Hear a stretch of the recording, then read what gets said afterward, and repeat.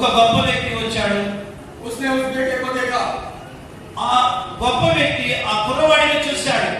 और उस लड़के से पूछा, ఆ కుర్రవాడిని అడిగాడు ఆ వ్యక్తితో, क्या तुम मेरे साथ चलोगे? నీవు నాతో వస్తావా? उस लड़के का भी कोई नहीं था, वो अनाथ था। ఆ కుర్రవాడికి కూడా ముందు వెనక ఎవరు లేరు. ఆ వ్యక్తి అనాథ. वो भीख मांगकर अपना खाना पीना चलाता था। ఆయన అడుక్కొని తన యొక్క విధానంలో జరుపుకుంటూ ఉండేవాడు, ఆహారం తింటూ ఉండేవాడు. और ये व्यक्ति जो लेके गया, इसका भी कोई नहीं था। ఎవరైతే ఆ కుర్రవాడి దగ్గరికి వెళ్ళాడో మంచి ధనవంతుడు, ఆయన కూడా ముందు వెనక ఎవరు లేరు. और दोनों जन साथ में चले गए। ఇద్దరు కలిసి వెళ్ళారు. उस व्यक्ति ने दिखाया, देखो ये अलमारी है, इसमें अच्छे अच्छे कपड़े रखे हैं, जब तुम मन करे जो सा मन करे वो पहन लेना। ఆ ధనవంతుడైన వ్యక్తి ఆ కుర్రవాడిని తీసుకెళ్లి చూపించాడు. ఈ అలవాట్లో పెట్టి ఉన్నవన్నీ కూడా వస్త్రములు అవన్నీ కూడా నీవే.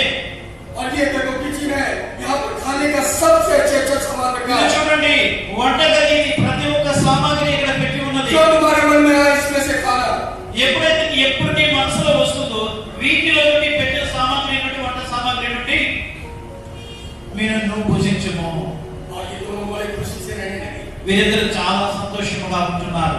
एक दिन इस धनी व्यक्ति के मन में आया कि देखो जिस लड़के को मैं लाया हूँ, ये कितना वफादार है मेरे लिए। ఒక రోజు ఆ ధనవంతుని మనసులో ఒక ఆలోచన వచ్చింది. ఏమిటంటే, ఆ కుర్రవాడిని నేను తీసుకొచ్చాను కదా, ఆ కుర్రవాడు ఎంత యథార్థవంతుడు అని.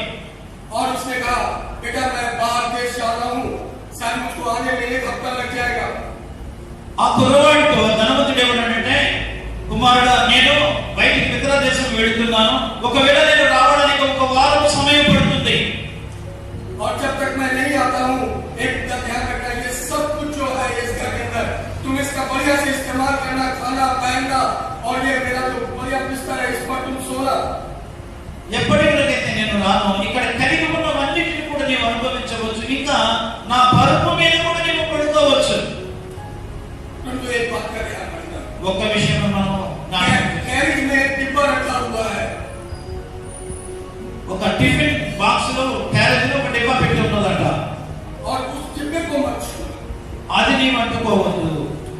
उसमें मेरा कुछ खास है, उसको मत छूना। వాటిలో కొన్ని ఒక ముఖ్యమైన ఉన్నవి కనుక వాటిని నీవు అంటుకోవద్దు.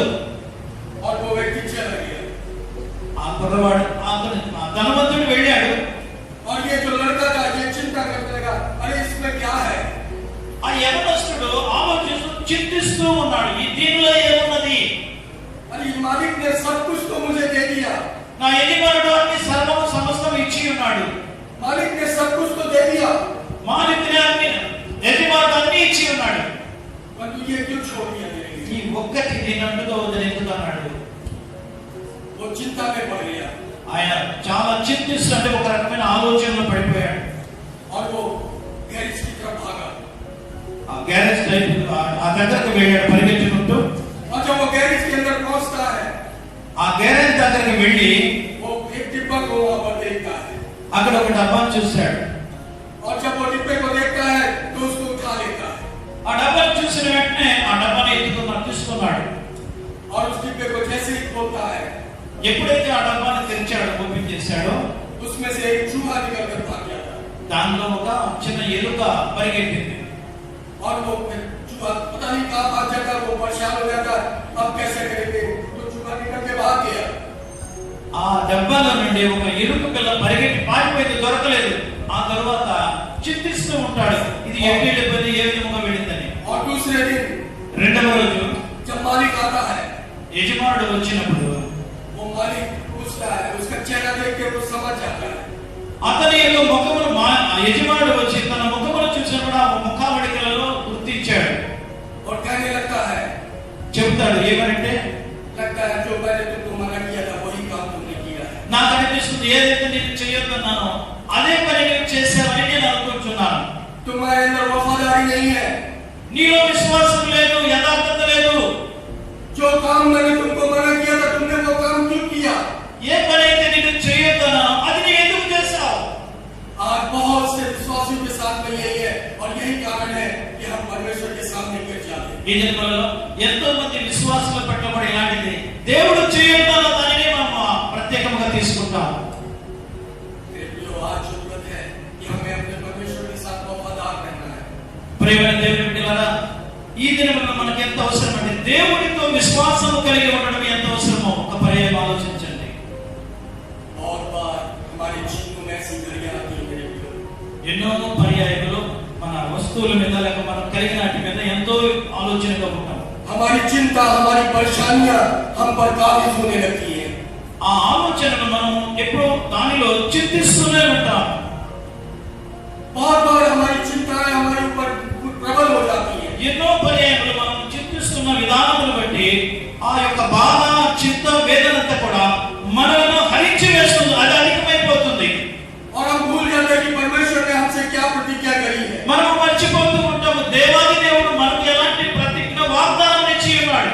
जब परमेश्वर मूसा के साथ में उन इस्राएलियों को लेकर जा रहा था, దేవాది దేవుడు మోషే గారిని ఇశ్రాయేలు తీసుకుని వెళ్ళేటప్పుడు और जब जा रहा था तो एक बात हो रही थी, कहा था मैं तुमको क्या करूंगा, कनान देश में ले जाऊंगा।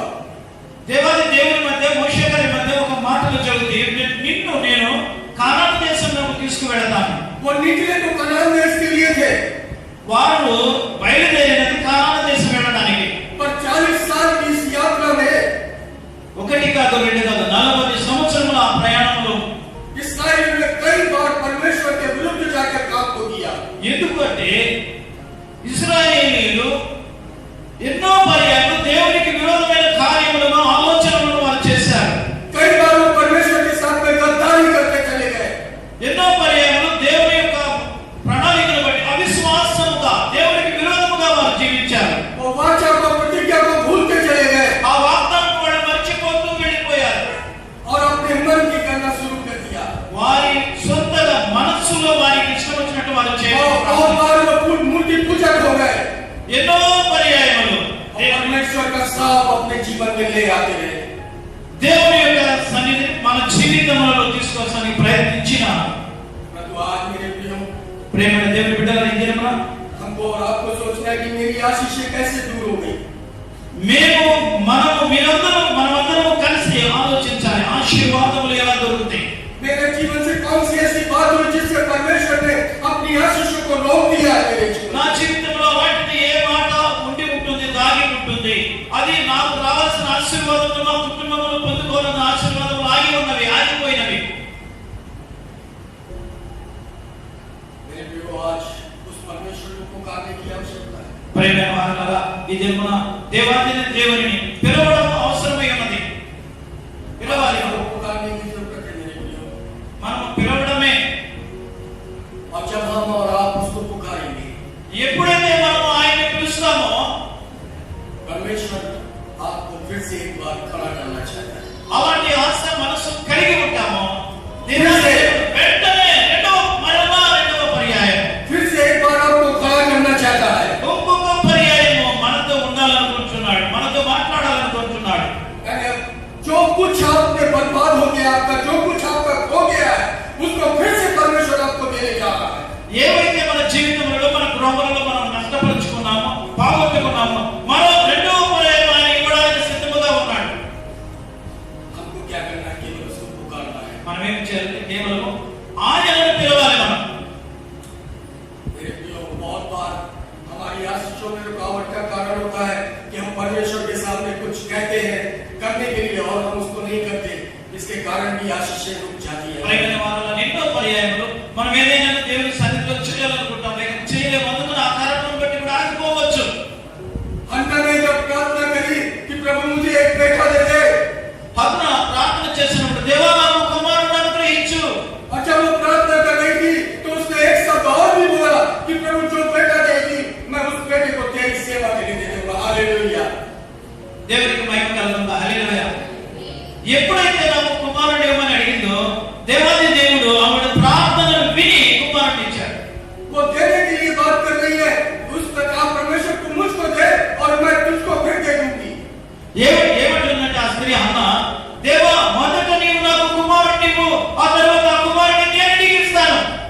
परंतु बहुत बार हम प्रार्थना करते हैं प्रभु मुझको ये दे दे, वो दे दे, और जब प्रभु दे देता है और हम मन्नत मानते हैं कि हम ऐसा करेंगे, हम ऐसा करेंगे, और हम नहीं करते, ये हमारी और आपकी आशीष की रुकावट है। ఎన్నో పర్యాయములు దేవుడిని మనం అడుగుతాం, దేవా నాకు ఇది ఇవ్వు, అది ఇవ్వు, ఆ విధముగా ఈ విధంగా నేను కూడా ఇస్తానని అంటాం. కానీ దీనిలో దేవుడు అంగీకరించకపోతే ఎన్నో పర్యాయాలు మనకు ఆశీర్వాదములు దొరకవు. आज वो आशीष प्रभु आपको देना चाहता है. దేవుడి ఈ దినమున అలాంటి ఆశీర్వాదములను మనకి ఇవ్వాలని restore you back. He want to restore you back. మరలా రెండవ పర్యాయం జరిగిపోయిన దానికి రెండవ పర్యాయం ముందు పెడుతున్నాడు. आपको आवश्यकता है కేవలం आज उसको पुकारे. ఒకటే అవసరమైనది మనకి, మనము ఆయనను పిలవాలి. आज यीशु मसीह आपके बीच में है. యేసుక్రీస్తు వారు ఈ దినమున ఈ సమయంలో మన మధ్యలో ఉన్నాడు. आपके बीच में है मेरे प्रियो. ప్రేమల వారులారా, మన మధ్యలోనే ఉన్నాడు.